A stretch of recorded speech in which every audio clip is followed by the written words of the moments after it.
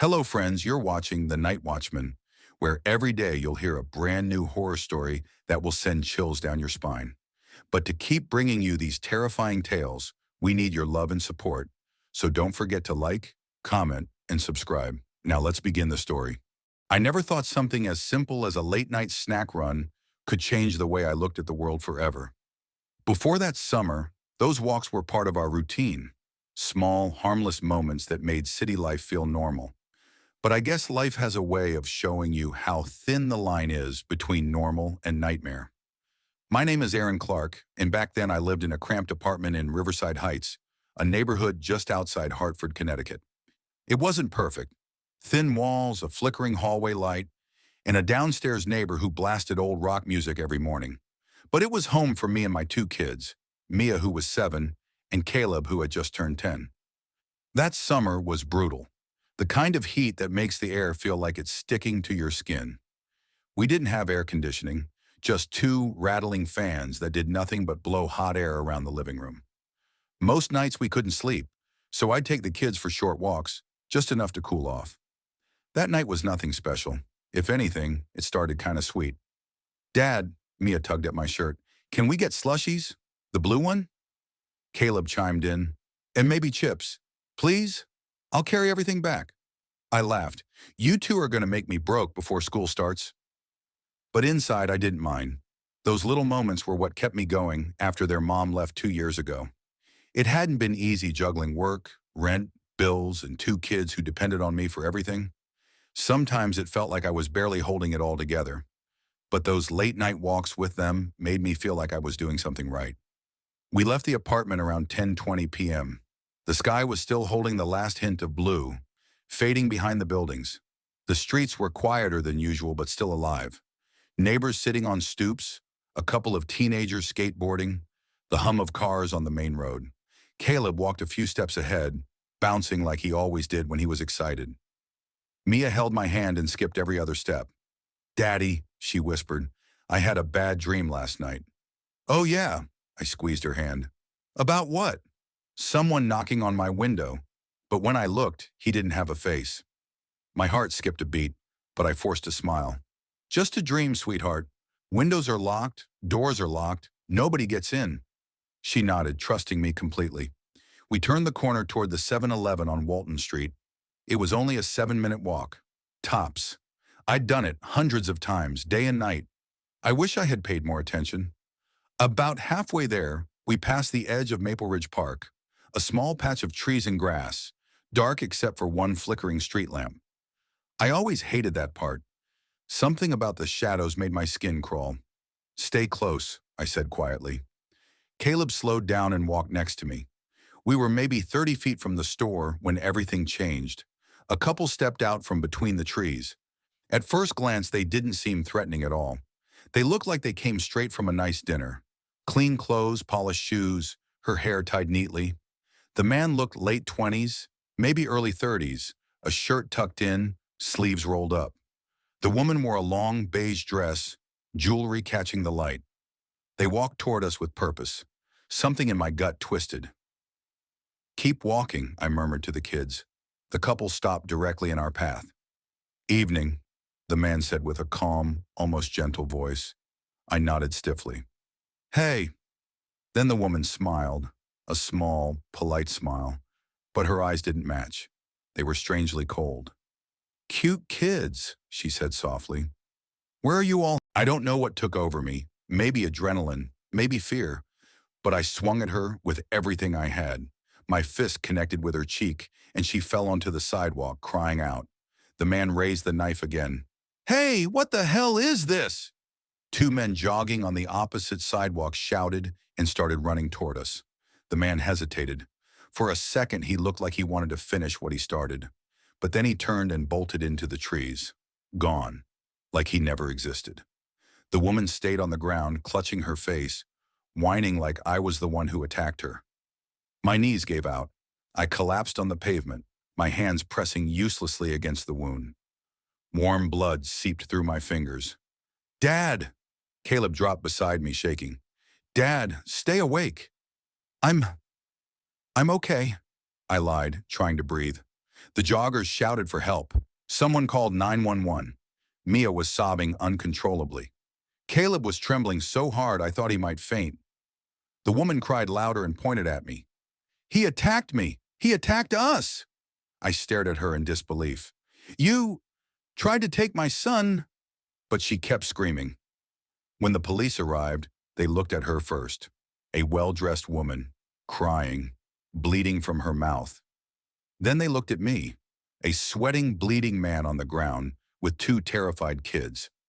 One officer grabbed my wrist to check for weapons. "Sir, what exactly happened here?" I choked on my words, dizzy from blood loss. They tried to take my son." The woman sobbed louder. "He punched me. He went crazy." I couldn't believe what I was hearing. "You think I stabbed myself?" I gasped. The joggers ran over. "Hey, we saw part of it," one said. "That woman wasn't hurt until he punched her, and he only punched her because she grabbed the kid." The kids were the ones who finally broke through the confusion. Mia sobbed into the officer's vest. "She held Caleb. She wouldn't let him go. He had a knife," Caleb added through tears. "She tried to pull me away. Dad saved us." Everything shifted after that. The woman's story fell apart fast. Turned out, she was from a wealthy family in Fairfield County. Expensive rehab programs, private lawyers, all of it. But she'd been living with a group of trust fund addicts who targeted random people for money, or worse, children. The police uncovered incidents no one could explain.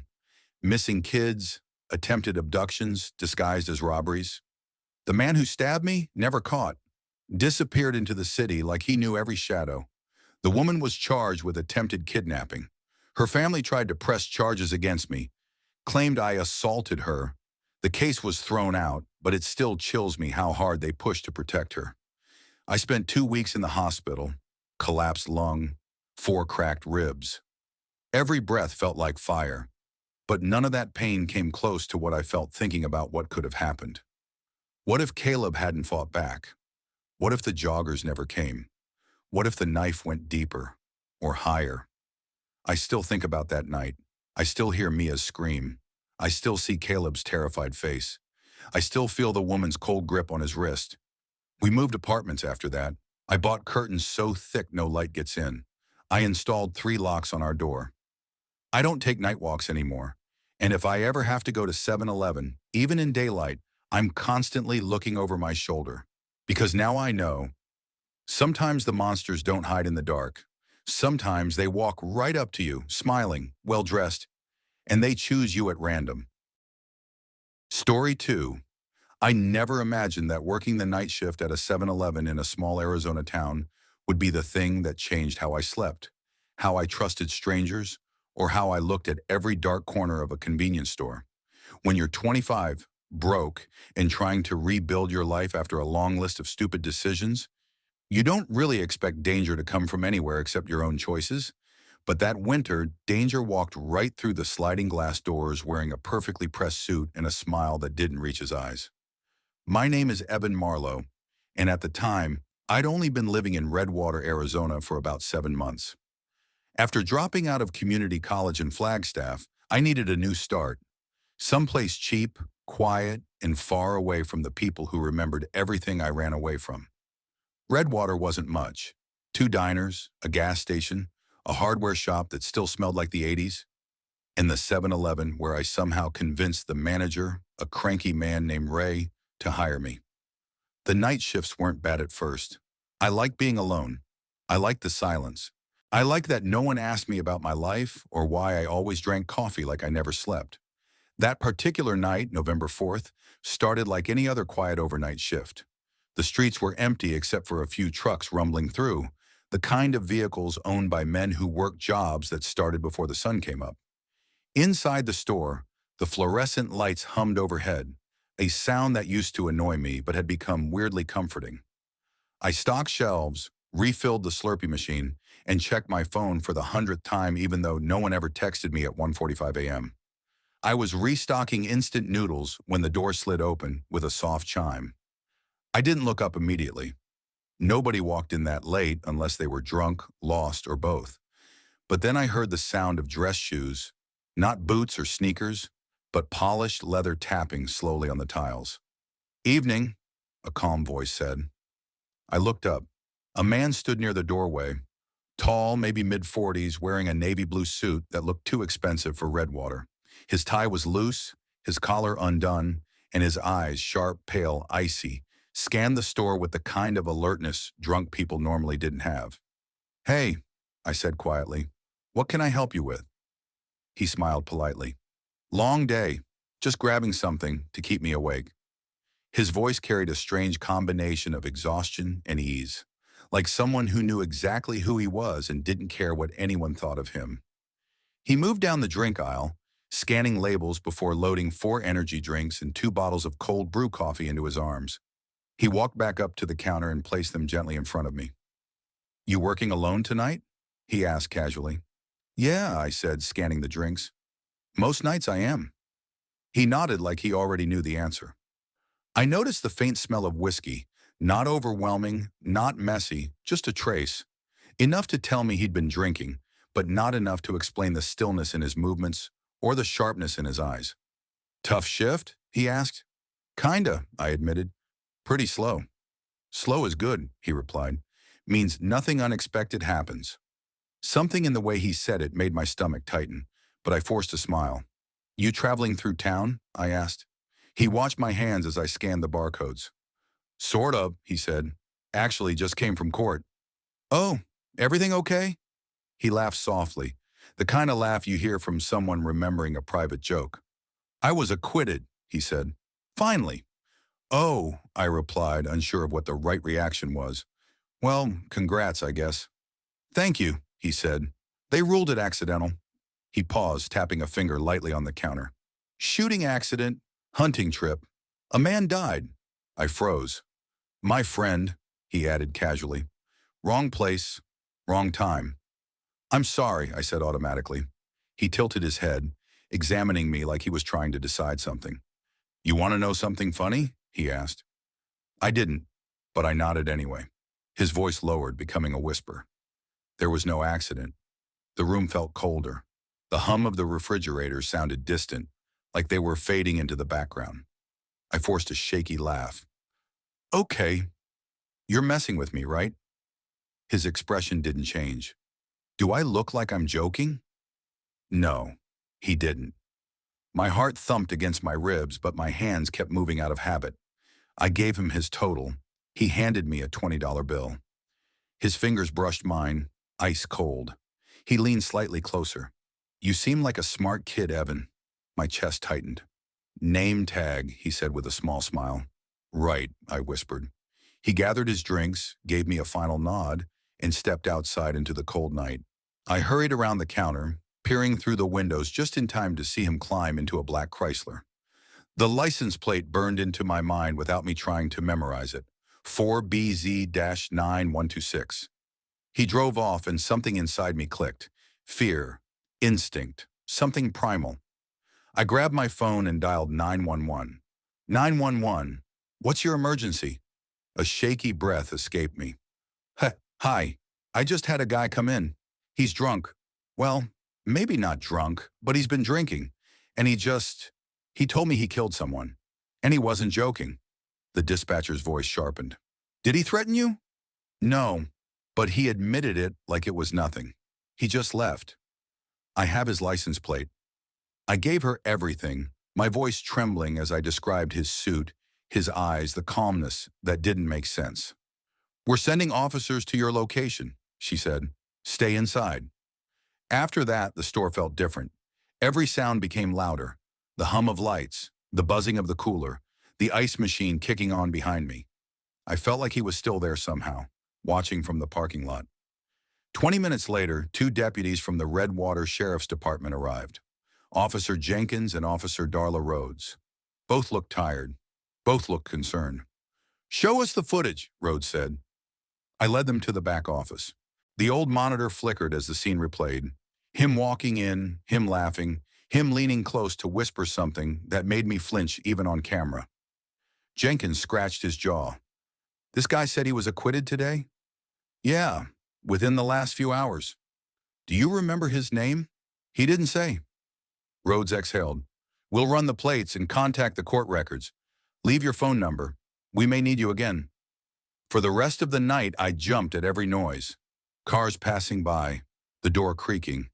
Even my own reflection in the freezer glass made me flinch. 3 days passed. Every night, I checked over my shoulder. Every time the door chime rang, I felt my heart leap. Then came the knock. 3 sharp knocks at 9:17 p.m. I looked through the peephole. 2 men in dark suits, clean-shaven, badges clipped to their belts. "Mr. Marlowe?"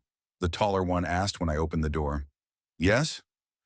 "We're with the FBI," he said, showing his badge. "May we come in?" My stomach dropped.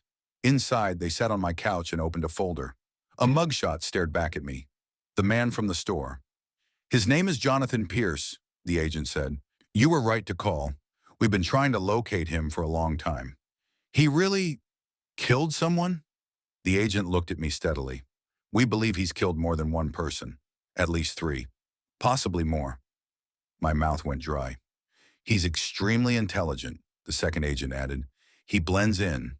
He stays calm. And he has a habit of approaching strangers after big events.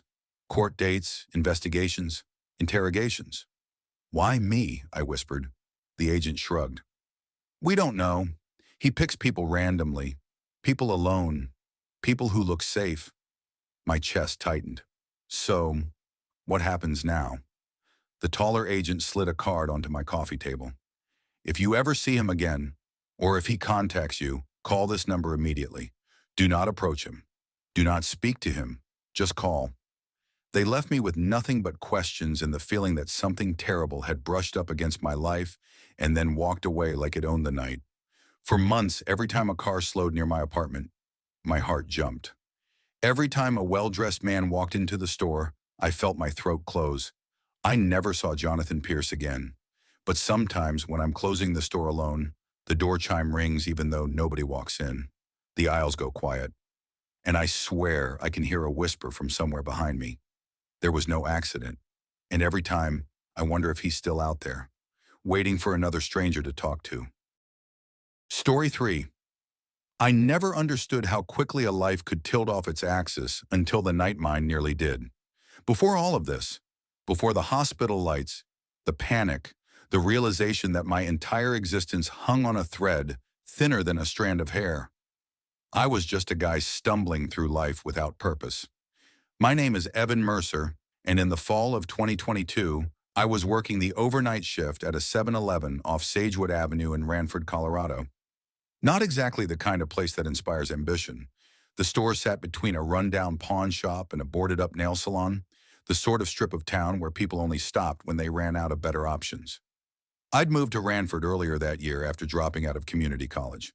My major was, well, undecided, which should have told me everything. I didn't know what I wanted. I didn't know who I wanted to be. Half my days were spent doodling characters in a notebook, half spent ignoring phone calls from my worried mom back in Ohio. Bills piled up fast, though, so I ended up at the only place that hired me without asking too many questions. 7-Eleven. The job wasn't difficult, just mind-numbing. Stock shelves, wipe down counters, ring up customers buying cheap booze and cheaper excuses. At night, the place was mostly dead, except for the occasional tow truck driver, night shift nurse, or inebriated regular who couldn't remember if he still owed me $5 from last Friday. My coworker on the previous shift, Ashley, used to joke, "Evan, if boredom ever kills someone, you'll be the first victim." And I'd laugh, pretending it didn't already feel true. The night everything went wrong was a cold Tuesday evening in November. I clocked in at 11:02 p.m., rubbing my hands together as the heater inside the store struggled to keep up with the icy wind outside. The fluorescent lights flickered like they were tired too. Ashley tossed me the keys. "Slow night," she said, zipping her coat. "Just 2 drunks tried to steal jerky. Oh, and the coffee machine's making that demon noise again." "Great," I muttered. "My favorite." She smirked. "Try not to die of boredom." I wish she hadn't said that. When she left, I did what I always did. I walked the aisles, checking for spills or misplaced items, then settled behind the counter. I scrolled through my phone, half listening to the hum of refrigerators. The store felt colder than usual. Side window we'd been scheduled to repair for 3 months. Around 12:18 a.m., my head started hurting. Not a normal headache. This was different, sudden, violent. I pressed my palm to my temple. Jesus, what the hell? It felt like something was squeezing the back of my skull in a fist made of metal. I tried breathing through it, tried drinking water, but the pressure only grew. The edges of my vision blurred like someone had smeared Vaseline on my eyeballs. My heart thudded unevenly. Okay, and relax. You're fine, I whispered, though I didn't believe it. I grabbed the small bottle of store-brand painkillers I kept under the register. Dry swallowed two. A customer walked in, an older man in a heavy denim jacket. He gave me a small nod and grabbed a cup of coffee. You look pale, son, he said, placing a crumpled $10 bill on the counter. Just a headache, I mumbled. He hesitated. Drink water. Headaches are no joke. I will. He left. I rang him up, and then everything went black. When I woke up, I was staring at bright white lights. Too bright. I blinked rapidly, panic flaring through my chest. Hey, hey, easy, a woman's voice said. A nurse. Short brown hair. Warm eyes. You're in Ranford General. You had a seizure at your workplace. My mouth was dry like I'd swallowed sand. A seizure? I croaked. I've never had one. I don't...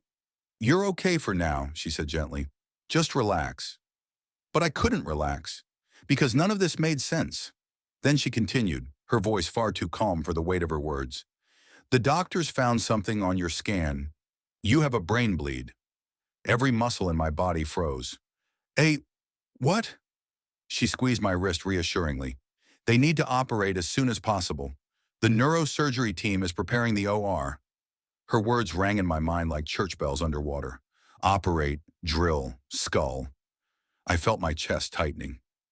Is it bad? I whispered. She didn't answer right away. That told me enough. A group of doctors entered moments later. A tall surgeon with silver-rimmed glasses spoke quickly. We'll relieve the intracranial pressure by drilling 2 access points in... Hold on, wait, I stammered. What if it's not a bleed? The doctor shook his head. We're confident in the assessment. Confident. The word didn't comfort me. They rolled my bed. The hallway lights blurred as panic clawed at my throat. I felt like I was sliding toward a cliff edge, and everyone around me thought it was fine. Just as we reached the double doors of the operating room, a voice shouted, Stop! Don't move him! The bed halted abruptly. An older doctor pushed through the crowd, breathless, his ID badge swinging. Dr. Malcolm Reeves, chief of neurology. He pointed to the surgeon. Did you even read the updated imaging? This is not a standard subdural bleed. The surgeon frowned. What are you talking about? His symptoms. It's an aneurysm, Dr. Reeves said sharply. If you drill into his skull, you'll trigger a catastrophic rupture. My blood turned to ice. He looked at me then, directly, clearly. You drill, he repeated, and he dies on the table. The hallway went silent. I heard my own heartbeat, fast, terrified, alive. They didn't operate that night. Instead, they pushed my bed back to the room, started me on medication, and began a new protocol while Dr. Reeves personally monitored my progress. For 3 days, I lay in that hospital bed watching the monitors blink beside me. Nurses came in, adjusted IV lines, asked the same questions. Any dizziness? No. Any numbness? No. Any pain? Not anymore. But the real damage wasn't physical. It was existential. On the second night, Dr. Reeves sat beside me, flipping through my chart.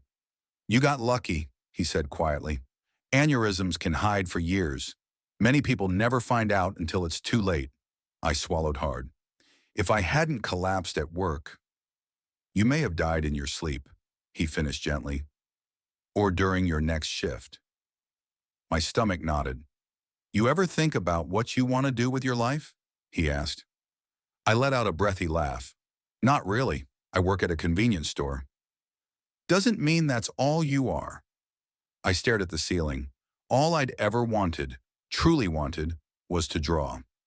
My notebooks back home were filled with characters, stories, worlds, but I'd always been too scared to take it seriously. What if I'm not good enough? I whispered. Dr. Reeves smiled faintly. You were almost gone yesterday. Good enough. Shouldn't matter anymore. When I was discharged, my parents drove 8 hours to take me back home to Ohio. I expected anger or lectures. Instead, my mother cried as she hugged me, whispering, "We could have lost you." My dad, usually stoic, held my shoulders firmly. "What do you want to do now, son?" I didn't hesitate. "I want to be a comic book artist." He blinked slowly, then nodded. "Then we'll figure it out." And for the first time in years, I believed him. I moved back in with him, spent months filling sketchbooks, taking online classes, studying anatomy, storytelling, design. I wasn't great at first, not even good, but I was alive, and every stroke of my pencil felt like a second chance. I started small commissions, then larger ones. Eventually, I illustrated short comics for independent writers. I didn't make much money, still don't, but I wake up every day knowing what I love and why I'm doing it, because I almost never got the chance. I'm telling you this because most people never realize how fragile their life is until it's dangling by a thread. One misdiagnosis, one overlooked scan, one late night shift in a place you never wanted to be. People die in gas stations. People die behind registers. People die before they ever get to chase what lights their soul on fire. But I didn't. I got another chance. So if you're reading this, maybe it's your sign to stop waiting. Because the scariest part of my story isn't the seizure or the hospital or the near-death moment. It's that I came so close to dying before ever living at all. Story 4. I never planned on working night shifts for long. Honestly, it was supposed to be temporary, just a way to cover rent while I finished my associate degree at Clear Ridge Community College. But life doesn't always go the way you script it. Bills stacked up, financial aid got messy, and suddenly I found myself clocking in at 7-Eleven on Cottonwood Avenue in East Haven, Colorado, 5 nights a week from 6 p.m. to 6 a.m. At first, I didn't mind. I liked the quiet. I liked that no one cared if I was awkward or soft-spoken. Night shifts had their weird moments, sure. Drunk customers, teens daring each other to steal something stupid, truckers who hadn't slept in 3 days. But nothing ever felt dangerous. Not until October, not until him. Back then, my life was painfully simple. I lived alone in a tiny studio above an old nail salon. My rent was cheap, the plumbing was awful, and my neighbors were loud. But it was my own space. I'd wake up at 1 p.m., eat cereal, study for classes I wasn't even sure I wanted to finish, and head to work before sunset. My co-worker, Eli Turner, usually worked the early part of my shift with me. He was 29, sarcastic, and always smelled faintly like engine oil from his second job at a mechanic shop. But he was a good guy, protective in a brother-like way. That night, October 14th, started like thousands before it. The hum of the slush machine, the faint squeak of the cooler door behind me, the flicker of the old fluorescent bulbs overhead. Nothing unusual. At 10:52 p.m., the door chimed. I looked up, expecting a drunk, or a trucker, or maybe some teenagers. But the man who walked in wasn't like anyone I'd seen before. Tall, mid-40s, gray hoodie stiff with dirt, scruffy beard like he'd been sleeping in his car. Eyes too alert for someone who looked that exhausted. He moved slowly through the aisles, not grabbing anything at first, just watching me through the gaps in the shelves. My stomach tightened. Eli walked into the back room to restock energy drinks, leaving me alone at the counter.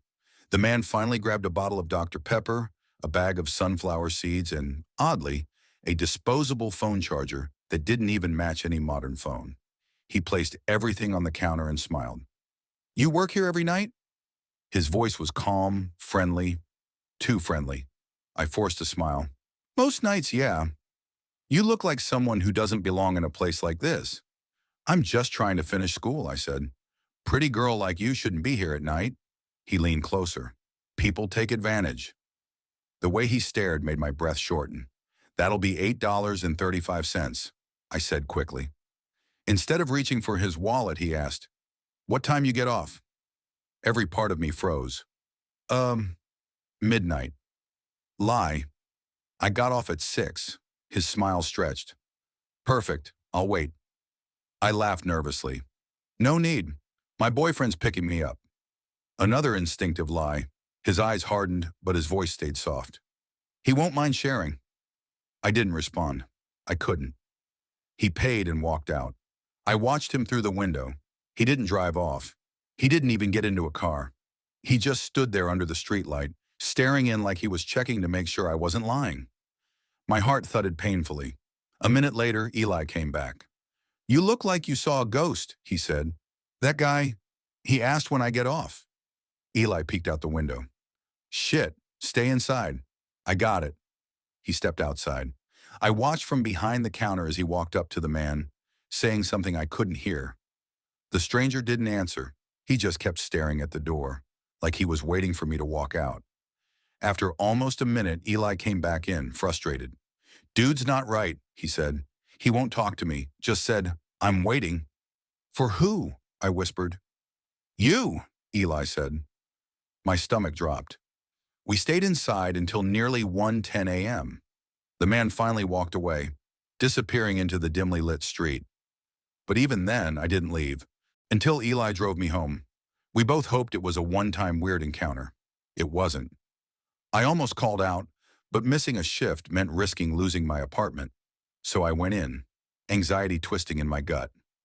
Everything felt normal, until 11:04 p.m. when I saw him, standing across the street, staring at the storefront, not moving. Don't come out, Eli said. If he comes inside, I'll handle him. But he didn't come in. He stayed just far enough away that we couldn't call the police on trespassing, just far enough that nothing counted as a crime. When my shift ended at 6, the sun rising pale over the horizon, the man was gone. But I didn't breathe easy. Not really. I couldn't take the bus. I didn't feel safe. So I booked an Uber. My driver was Marcus Hale, mid-30s, a quiet guy who played jazz in his car and always asked if the temperature was okay. When he pulled up at the end of my shift, I got in, looking over my shoulder every 2 seconds. You okay? Marcus asked. I think someone's been waiting for me after work. He didn't ask questions. He didn't brush it off. He just nodded and said, Tell me if you see him. Halfway down the road, I saw headlights behind us. Same model. Same dented front fender. My breath caught. That's him, I whispered. He's following us. Marcus didn't even blink. He rerouted instantly, taking back roads, looping through neighborhoods, making sharp turns until the headlights disappeared. When he dropped me off, he said quietly, If you need me again, request a ride, then text me through the app. I'll wait for you every night. It was the first time I cried in days. Hell, he came inside sometimes just to watch me. He stood across the street other nights. Once, he stood behind the dumpster for 2 hours, silent, unmoving. Eli wanted to fight him. Marcus wanted me to go to the police. I wanted it all to stop. I finally went to the East Haven Police Department, hands shaking. I told the officer everything. He listened, then sighed. Has he threatened you? No. Has he touched you? No. Then we can't do much yet. But if he harms you, call us immediately. I stared at him, speechless. He could do anything, and I had to wait for it to escalate. It was 3:17 a.m. The store was empty. Quiet. Too quiet. The door chimed. I didn't need to look up. I felt him. He walked to the counter without a word. Didn't buy anything. Didn't blink. Just stared at me. My hands trembled. Can I help you? You lied to me, he whispered. About what? Your boyfriend. I swallowed hard. Please leave. He leaned in, breath cold. I don't like being lied to. Something inside me snapped. I grabbed the store phone and dialed 911 right in front of him. He didn't run. He didn't get angry. He laughed. A slow, chilling laugh that echoed in the empty store. Then he walked out like nothing happened. Police showed up 20 minutes later, but he was gone. They filed a report, told me they'd keep an eye out, but I knew better. He wouldn't stop, not until something forced him to. After nearly a month of stalking, fear, and constant paranoia, a judge finally granted a temporary restraining order. Hearing those words felt unreal. And then, like some cruel magic, the man disappeared. No more car. No more shadow across the street. No more eyes staring at me through the glass. The first night I left my shift without seeing him, I stepped outside and collapsed to my knees, sobbing into my palms. I called Marcus, half laughing, half shaking. I think I'm finally free. He picked me up and drove around the city as the sun rose, the world feeling gentle for the first time in weeks. You survived, he said. Maybe I did. It's been 8 months. I don't work at 7-Eleven anymore. I got a new apartment, farther from town. I changed my routine. I stopped walking alone at night. I learned to listen to that gut feeling I used to ignore. Sometimes life teaches you lessons the hardest way possible. I learned this. Trust your instincts. Never be polite to someone who makes you uncomfortable. Go to the police early, not late. Your safety isn't up for negotiation. Because when you feel hunted, sometimes you really are. Story 5. I was 21 when it happened, just a few weeks after my birthday in early December. That age where you think you're grown, but you still cling to the warmth of home, to the comfort of familiar walls, and your mom's voice in the kitchen. Back then, I still lived with my parents in Warren Ridge, Colorado, a small town tucked between mountains that look beautiful in the day and terrifying at night. Life was simple. I worked part-time at a local tire shop during the day and spent most evenings playing games or watching shows with my younger sister, or sometimes helping my mom with grocery runs because she hated driving in the snow. She always said winter roads made her feel like the world was slipping out from under her. That night I understood exactly what she meant. A heavy snowstorm had blown through earlier that afternoon, the kind that leaves the whole world quiet, muffled, and unnervingly calm afterward. The roads were slick, and the sky had that deep blue tint that only shows up after the sun dips behind the mountains. I was sprawled on the couch watching TV, wrapped in a faded Broncos blanket, half asleep, when my mom poked her head into the living room. "Ethan," she said, rubbing her hands together, "I need to swing by the 7-Eleven. I'm out of coffee pods and your dad wants soda for tomorrow. Come with me? I don't want to drive in this mess." I remember sighing, not because I didn't want to help, but because I had just gotten warm. Yeah. Let me grab my jacket." She smiled, relieved. That was Mom, strong, stubborn, but nervous behind the wheel when snow covered the asphalt.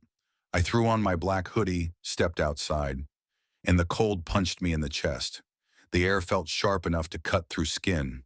Our porch railing had frozen icicles hanging off the side like crystal daggers. My breath rose in thick clouds as I hurried toward our old 2008 Toyota Camry. We got inside and I started the engine. The heater whined weakly before warming up.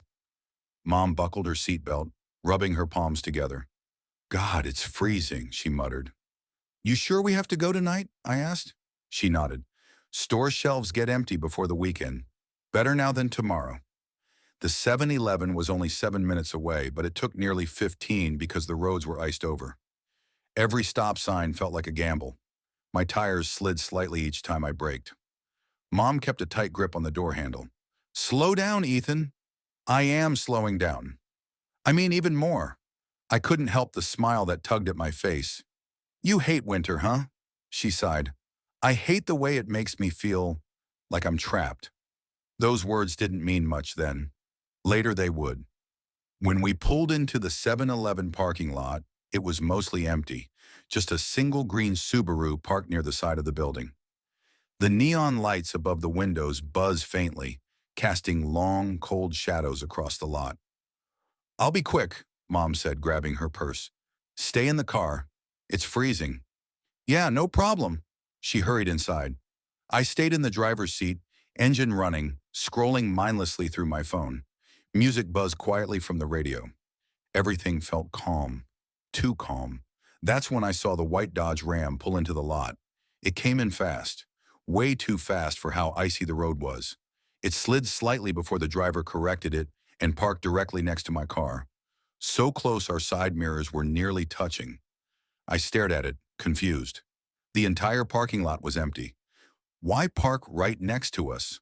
I told myself maybe they just wanted to be close to the entrance. It was freezing after all. But something didn't sit right. The truck's windows were tinted. Dark. I couldn't see inside. Another minute passed. Still no one got out. Mom walked up to the register inside. I watched her through the big windows, grabbing coffee pods from the shelf. That's when movement caught my eye. The passenger window of the white truck. I leaned a little closer. A man was sitting there, not moving, not talking, just staring at me. His face was partly shadowed by the truck's interior, but I could make out pale skin, light-colored eyes, and a hood pulled over his head. His expression wasn't neutral. It was intense, focused, almost studying me. A shiver ran down my spine. I turned away, pretending to look at my phone. My palms were suddenly sweaty despite the cold. The door to 7-Eleven opened. Mom walked out, holding a small paper bag. "Finally," I muttered under my breath, relieved. She opened the passenger door and slid in, exhaling. "God, it's even colder now." I didn't answer. She noticed immediately. "What's wrong?" "That truck," I said quietly. "It pulled up weird. And there's a guy inside just staring at us." Mom glanced casually, trying not to be obvious. "Maybe they're waiting for someone." "There's no one inside except the cashier." She didn't respond. Her mouth pressed into a thin line. "Let's just go," she said quickly. I shifted into reverse. That's when it happened. Slam.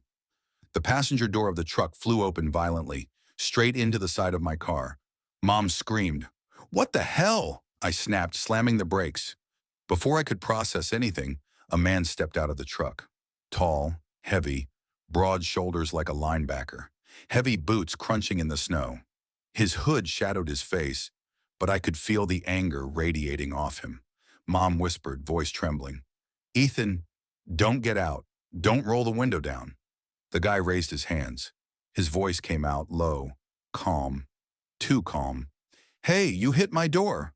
I cracked my window barely an inch. "Man, I was backing out slowly.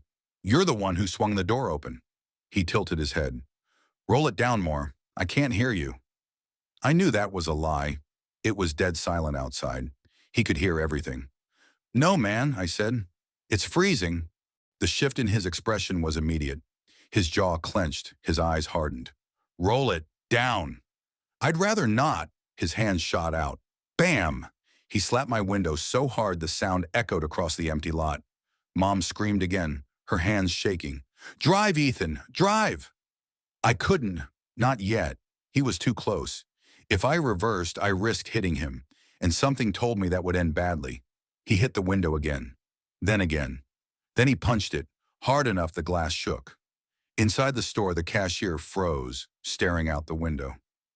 I saw him reach for the phone. Good. He was calling the cops. But we didn't have time to wait. The man stepped back slightly, kicking my door this time. His face twisted in rage like a switch had flipped in his brain. Mom sobbed, gripping my arm. "Go, please!" I slammed the car in reverse. The Camry's tires skidded on ice, spinning, but finally caught enough traction to move. The man lunged at us. He missed the door by inches. I turned the wheel sharply and sped toward the exit. I thought we were safe. I was wrong. The bright white headlights filled my rearview mirror. "They're behind us," I whispered, panic taking over my chest. Mom fumbled with her phone, hands trembling. "I'm calling your dad." "Oh, God, Ethan, they're speeding up." I pressed the gas harder. The car fishtailed on the icy road. The white truck kept pace with us like the roads weren't slippery at all.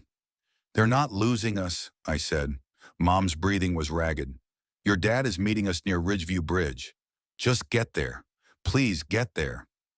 Every streetlight we passed cast long, sharp shadows over the snow. Every turn felt like the car might spin out. Every second, the truck got closer. At one point, they pulled so close behind us I could see the man's face through the windshield. That cold expression. Like this wasn't an outburst. It was intention. "Why are they following us?" Mom cried. "I don't know," I whispered. "But they aren't stopping." Finally, through the swirling snow ahead, I saw it.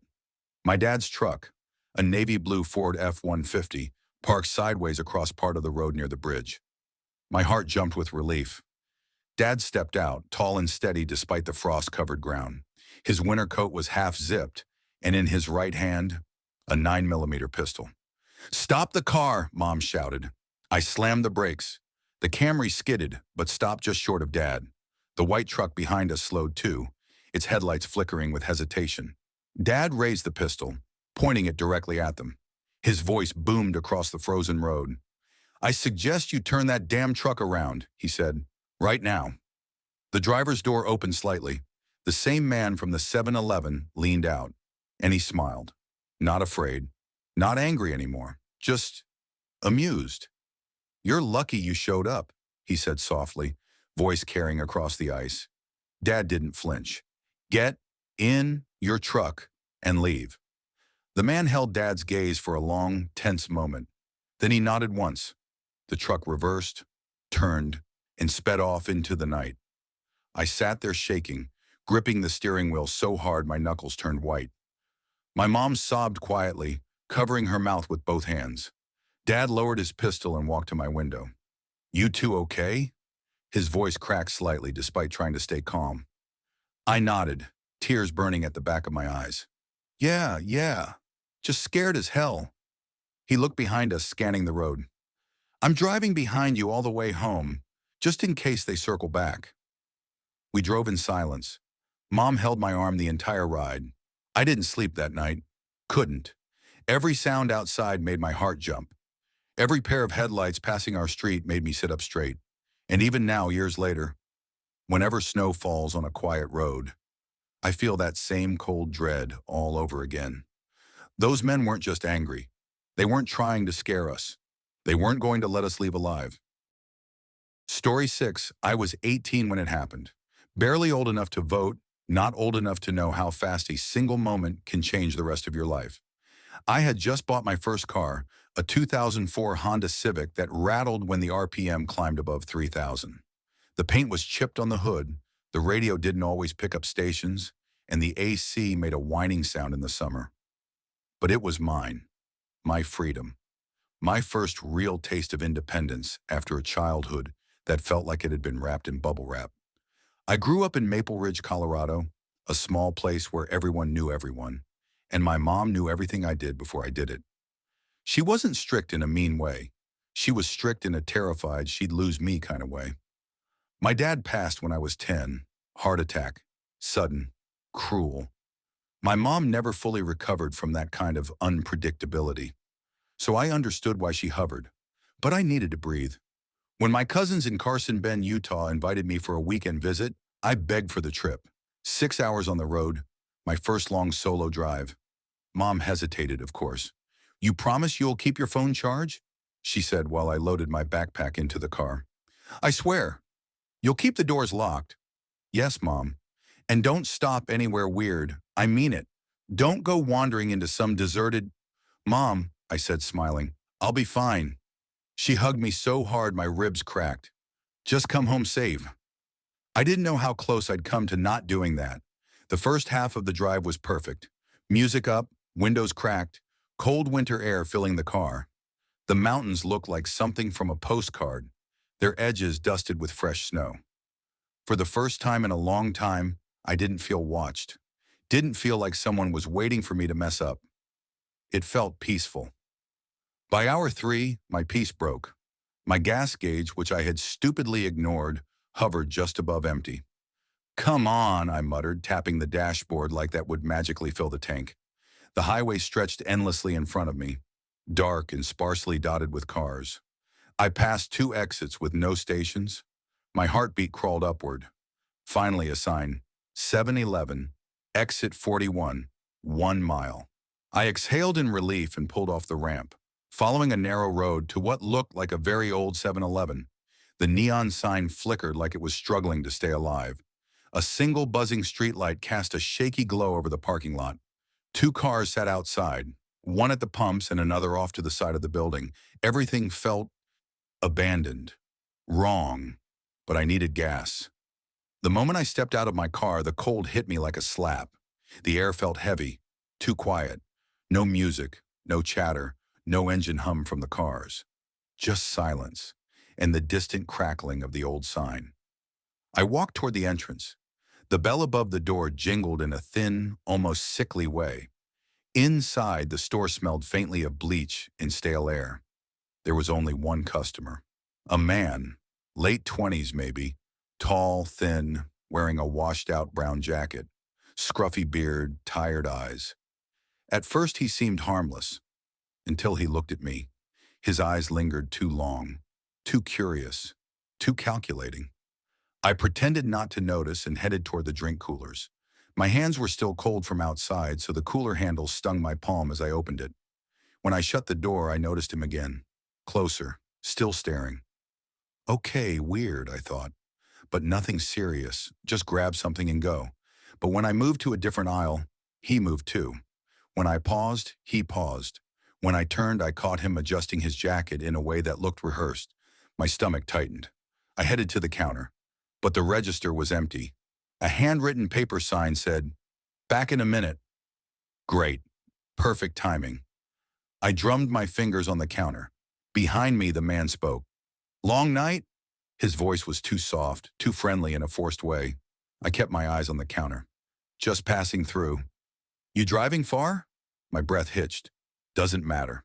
He chuckled quietly. "Must matter if you're stopping here." I pretended to check my phone, giving him no reaction. In my peripheral vision, I saw him pull out his cell and start texting. His eyes kept flicking to the front door.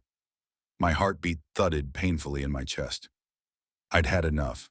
I put the water and snacks down, backed away from the counter, and headed for the door. But I didn't make it far. He stepped sideways, blocking the aisle. "You got a name?" he asked, smiling with tight lips. "No," I said quickly. "I'm good." "Come on, don't be rude." He took one step toward me. I took one step back. My pulse hammered in my ears. "I forgot my wallet," I said. "Need to grab it." When I tried to walk past him, he extended a hand, not grabbing me, but close enough to feel the threat in his presence. "That's funny," he said. "You kept your hand in your pocket the whole time, like you already had it." I froze. He had been watching me far more closely than I thought. I need to go." He tilted his head. "Why rush? My buddies are about to—" He stopped. His jaw clenched. "Buddies?" My stomach flipped. I shoved past him with all my strength and sprinted to the door. The cold air felt like knives against my skin, but I didn't stop. I bolted toward my car. That's when I saw them. Two men stepping from behind the building, one tall and broad, bald with a heavy jacket, the other shorter, stocky, carrying something in his right hand. They were both looking at me, not surprised, not confused, waiting. My hands shook violently as I fumbled for my keys. "Hey!" the man from inside shouted, running out behind me. I yanked open my door just as the tall one lunged. He grabbed the back of my hoodie and jerked me backwards so hard I nearly fell. I twisted violently, slipping out of his grip, and slammed into the driver's seat. The shorter one reached for the passenger handle. I hit the lock button. Click. A split second before he pulled. The sound he made, a frustrated snarl, still echoes in my nightmares. I jammed the key into the ignition. My hands were shaking so badly I almost missed. The tall one pounded on the window. "Open the door." His fist left a white smear on the glass. My engine sputtered. Old Civic. And for a heartbeat, it didn't catch. "Come on," I whispered, tears stinging my eyes. "Please, please." It roared to life. I shoved the gear into reverse so hard the car jolted. The tires screeched, nearly clipping the gas pump, and I shot backward, barely controlling the wheel. The three men stared after me, expressions twisting with anger. I didn't look again. I didn't breathe until I was back on the highway, doing 90 even though the limit was 65. Only then did I realize I was crying. I pulled into the next town, Hollister Ridge, and parked in front of a brightly lit diner. My hands wouldn't stop shaking as I dialed 911. "Ma'am, slow down," the dispatcher said. "What happened?" I told him everything. The men, the store, the missing cashier. Two patrol cars arrived within minutes. An officer named Deputy Mark Hunter, mid-40s, kind eyes, took my statement. "You did the right thing leaving," he said quietly. "You probably saved your life." The officers headed to the 7-Eleven. I waited in the diner with a cup of tea I barely touched. When they returned, Deputy Hunter looked grim. The cashier was found bound in the back room. Duct tape, zip ties. Shaken up but alive. My stomach dropped. "What about the men?" "Gone," he said. "All three cars on scene were stolen. Cameras were disconnected inside. Whoever they are, they know what they're doing. A chill went through me. What would they have done to me? Hunter didn't answer directly. He just said, "You don't want to know." I called my mom before I slept. I tried to sound calm, but the second she heard my voice, she knew.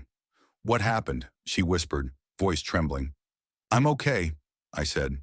"I'm safe. That's all that matters." But that night in the motel, I slept with a chair against the door. The next morning, I filled my tank before I left town. I didn't stop until I was in Utah. Didn't stop at all at night. Didn't trust another empty lot. Even now, months later, I keep pepper spray on my keychain, a crowbar under my seat. My doors stay locked even in daylight. And whenever I pass exit 41, I look the other way. Some nights when I'm lying in bed, I think about how close I came to disappearing, how my mom would have waited at the window for a daughter who never came home, how the news would have said, "Young woman last seen at a 7-Eleven near exit 41. But I trusted my gut, and it saved me. Story 7, I never planned on working the night shift at a 7-Eleven. Honestly, if you had asked me a year before, I would have laughed at the idea. I had other plans, community college, saving up for my own apartment, getting out of the house for good. But life rarely follows the neat little path we imagine for ourselves. For me, everything went sideways the night my dad had his stroke. I was 19, living in Cedar Heights, Oregon, a small highway town where nothing exciting ever happened unless you counted the occasional traffic accidents on Route 239. My mom worked double shifts at the hospital, and my dad, well, he wasn't the same after the stroke. He couldn't work. He couldn't even hold a conversation some days. Bills stacked up. We were drowning before we even realized it. So I dropped out of school and took the first job I could find. Graveyard shift at the 7-Eleven off exit 12. Midnight to 8 a.m. Not glamorous, not meaningful, but steady. And in a weird way, I liked the quiet. The hum of refrigerators, the soft buzz of fluorescent lights, the way the world outside felt muted and distant while everyone slept. But everything changed the night he came in. It was a Monday, always the deadest night of the week. I clocked in at midnight, yawning as I tied on my apron. My manager, Cheryl, was already halfway out the door. "Quiet shift tonight," she said, grabbing her purse. "A couple truckers earlier. That's it." "Great," I muttered. "Maybe I'll actually get some rest tonight." She laughed. "Don't get too comfortable. Night shift always finds a way to surprise you." I wish she hadn't said that. By 12:30, the store was empty. The usual rule applied after midnight. Doors locked unless someone was paying cash for gas. Made the job easier, safer. I swept the aisles, wiped down the coffee machines, and restocked the chips. The usual mindless routine. At 12:58 a.m., I walked to the front door to lock it for the night. I flipped the sign from open to closed, slid the latch down, and gave the glass a quick wipe. The parking lot was empty except for a single white semi-truck idling near the pumps. Nothing unusual, until I saw him. At first I thought it was just someone stretching their legs, a tall man standing near pump 2, staring at the dark tree line behind the station. But something about him immediately made my chest tighten. He wasn't moving, not a twitch, not a shift of weight, just standing completely still, facing the woods. I swallowed. Probably just a trucker. Probably nothing. But then he turned around. And even from across the lot, even through the glass, I could tell he wasn't right. His proportions felt wrong. Too tall, at least 6 feet 8 inches. Too thin, like his clothes were hanging off him. His head tilted too far to the side, like his neck had more joints than it should. And his eyes, God, his eyes looked like they didn't blink. He started walking toward the door, slow, measured, intentional. My instinct screamed, "Don't let him in." He stopped right at the glass and leaned down, face level with mine. His voice was soft, too soft. "Are you open?" My throat tightened. "We're closed after midnight. Door stays locked." He didn't blink, didn't move. Then he whispered, "I need to come inside." My skin crawled. I can't open the door," I said, trying to sound firm. That's when he smiled. Not a normal smile. His lips stretched too far across his face, like someone had pulled them tight from both sides. "I'm paying cash. For pump 2. My stomach dropped. The rule, cash for gas equals I had to let him in. But something inside me, a gut feeling so strong it felt like a physical force, said don't unlock that door. I hesitated, and he noticed. Let me in, he whispered again, this time with an edge. I forced my voice steady. Just wait a second. I stepped back from the door and reached for my phone under the counter. But before I could even touch it, bam! His hand slammed against the glass. Not a punch, a flat, open palm. But the impact shook the door. Let me in. I jumped back. His smile was gone now. His eyes had widened, not with anger, but something worse. Expectation. As if he already knew I would open the door. I swallowed hard, heart pounding so violently I felt lightheaded. This wasn't right. This wasn't just a weird customer. Something was deeply, terribly wrong. I didn't unlock it. Instead, I grabbed the store phone and dialed the non-emergency police number. I didn't want to make a scene if it turned out he was just some creepy guy. But he didn't wait. He suddenly walked away from the door and disappeared behind the semi-truck. Silence filled the store.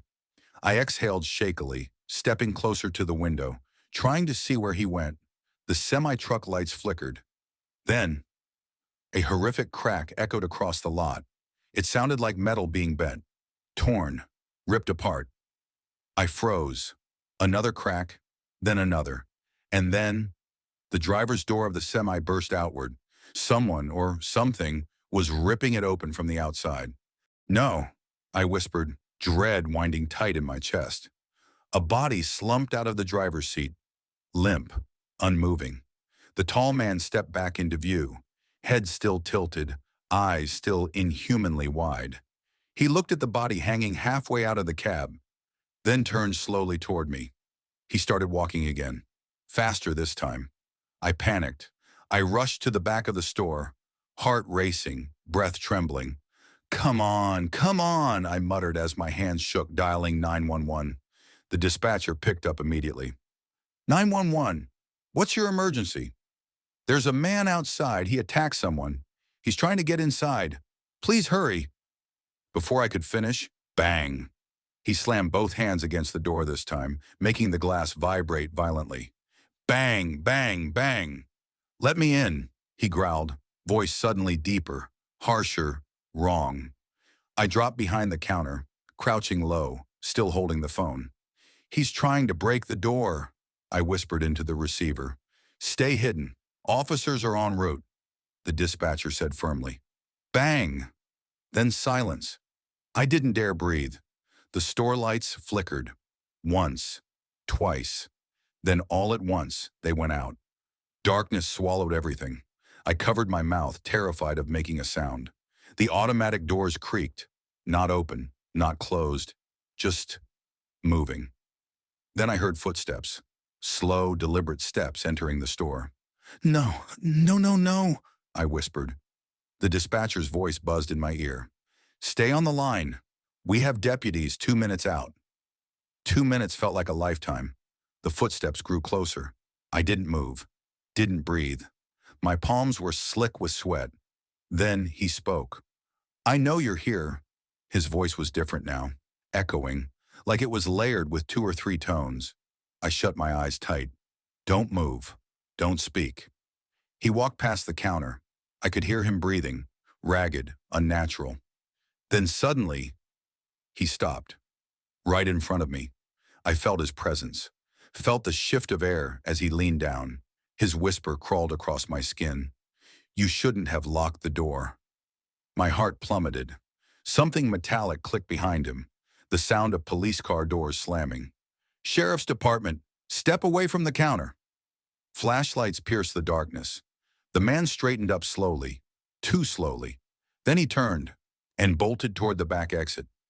I peeked over the counter just in time to see him sprint, faster than a man his size should move, crashing through the emergency door and disappearing into the tree line behind the store.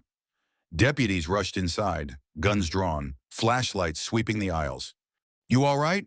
One of them asked, kneeling beside me. I nodded shakily, but I was too shaken to speak. They found the semi-truck driver alive but unconscious. Broken ribs, deep bruises, lucky to be breathing. But they never found the man. Not that night, not the next week, not ever. The security footage captured him entering the store, but right when he passed the first aisle, the recording glitched, the image warping into static. By the time the video cleared again, deputies were already inside. His face was never captured. His license plate? Nothing. Footprints? None. It was as if he had simply walked out of reality. I quit the next morning. I never went back, never drove past exit 12 again. But sometimes, late at night, when the fridge hums in the quiet of my room or a shadow stretches too far across the wall, I remember his whisper, "I know you're here." And I wonder, what if he remembers me too? Story 8. I never imagined my first job in America would leave me with nightmares that still make me jolt awake months later. When I arrived from the Philippines as an international exchange student at Ridgeway Community College in Colorado, I honestly thought the hardest part of my life here would be the textbooks or the freezing winters. I was wrong.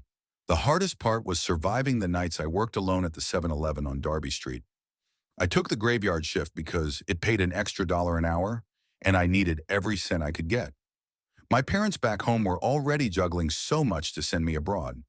My mom working 2 shifts at a clinic, and my dad taking construction jobs far from home. I didn't want to depend on them more than I already did. So I took the shift no one wanted. The one where the drunk, the desperate, and the dangerous all blended into a single blur. Most nights were quiet in the saddest way. The flickering streetlights, the hum of refrigerators, the stale smell of instant noodles and burnt coffee, and me behind the counter, just trying to stay awake and pretend I wasn't terrified whenever someone walked in looking like they could snap at any moment. But nothing, absolutely nothing, could have prepared me for the night she came. It was 1:13 a.m. when my life changed. I remember it clearly because I kept looking at the clock, counting the minutes until my shift ended at 3. My manager, Keith, had texted earlier saying he was stuck at home sick. So it was just me, Aiden Reyes, 20 years old, alone in a fluorescent box in the middle of nowhere. At that moment, I was stocking the gum display behind the counter. Mundane, harmless. But then the automatic doors slid open with a hiss, and everything inside me went still. She walked in slowly, too slowly, tall, broad-shouldered, wrapped in layers of dark clothing that looked like they had soaked up rain, dirt, and time. Her hair hung in tangled strands across her face, but it was her eyes that froze me solid. They were wide, unfocused, empty, like she wasn't sure if she was seeing the world or remembering it. And she was holding an axe. Not in a casual, "I just chopped some firewood" way. No. She held it tight, knuckles white, the blade glinting under the sickly store lights. My throat dried instantly. Ma'am," I said, my voice cracking like I was 12 again. "You can't bring that weapon inside. Store policy." For a split second, she didn't react. She just stared at me. Then her lips twitched into a crooked grin. "You mean this?" she asked, raising the axe slightly. My hands trembled so hard I nearly dropped the gum pack I was holding. Yes, that." She took one step forward, then another. Heavy boots thudding on the tile. I forced myself to stay calm, but my heart was pounding so loud I almost didn't hear her next words. "You know doors don't stop anything, right?" she whispered. "Glass breaks. People break. Rules break." I swallowed hard. "Ma'am, please just put it down." She leaned in closer, placing the axe on the counter between us. The blade hit the surface with a crack, sending a vibration up my arms. Her voice dropped lower. "Don't tell me what to bring in here, boy." I'm not trying to." "You are." She tilted her head. "But I'll let it go. For now." She yanked the axe back, turned, and walked out. For a full 10 seconds, I couldn't move, couldn't breathe, couldn't think. She was gone. But my fear stayed. I should have called the cops. Everyone reading this will think that. I've thought it myself 1,000 times. But in that moment, all I could picture was her waiting outside, watching me through the glass, storming back in if she saw me dialing. So I didn't call. I just tried to survive the night. I kept myself busy, restocking shelves, wiping the counters even though they were already clean, checking expiration dates, Anything to make the minutes move faster. The clock ticked painfully slow. Every little sound made me jump. 15 minutes passed, 20, 25. Then the door chimed. My heart jolted. But it wasn't her this time. It was a couple. A tall man wearing a red beanie and a woman with dark curly hair and a tired smile. They nodded at me politely, grabbing snacks and drinks like normal people living normal lives. Their presence made the store feel human again, safe again. For a moment, I believed the worst was over. I was wrong. The door chimed again. She was back. But this time, she walked in quicker, like she had made a decision. The couple hadn't noticed her yet. The man was comparing two brands of chips. The woman was looking at the freezer. But I saw her, and she saw me. Her expression had changed. Her lips were trembling, not with fear, but with excitement. Her grip on the axe was tighter. Her breathing was loud enough to hear. "Ma'am," I stammered, "please, don't—" The man turned at the sound of my voice. He froze the second he saw her. "What the hell?" he said. "Why do you have an axe?" She didn't blink. "Why do you have a mouth?" The man frowned. "Lady, put that thing down. Seriously." She stepped toward him, and something inside her snapped. "You're right," she whispered. She lifted the axe.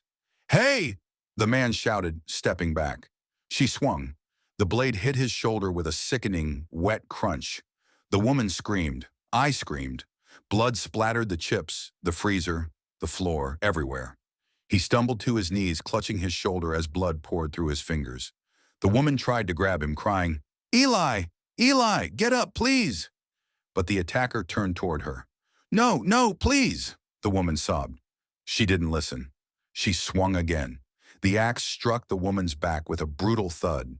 The sound of it, the weight, the force, still echoes in my nightmares. The woman collapsed beside the man, her trembling hand reaching for his. He weakly grabbed it, whispering something I couldn't hear. I couldn't move. My legs felt like wet sand. My fingers shook so violently I dropped the phone twice before finally grabbing it again. But before I could dial, the attacker just stopped. She looked around confused, like she didn't understand where she was or what she'd done. She muttered something, words I couldn't make out. Then she ran, just turned and bolted out the door into the cold night. I don't clearly remember calling the police. My voice was barely audible. I remember begging them to hurry. The paramedics arrived fast. They rushed in, swarmed the couple, worked desperately to stop the bleeding. The man, Eli, was semi-conscious, whispering his girlfriend's name. "Jenna, stay with me. Jenna." I stood there numb, watching strangers fight to save two people I'd never met, but would never forget. Both survived, barely. Multiple surgeries, months of recovery. Lives changed forever. The woman with the axe was found 3 blocks away, sitting on a curb, staring at nothing, swinging the axe lightly against her knee, like she didn't even know she was holding it. She didn't resist, didn't speak, didn't cry. In court, she said she remembered none of it. Doctors said she had a severe, untreated psychotic disorder. The judge sentenced her to 14 years with mandatory psychiatric care. People told me I was lucky, but luck didn't erase the screams. Luck didn't erase the blood on my shoes. Luck didn't erase the moment her empty eyes locked onto mine. And luck doesn't help when I'm alone at night, working a different job now. And I hear a door chime behind me, because part of me still wonders, what if she remembers me when she gets out?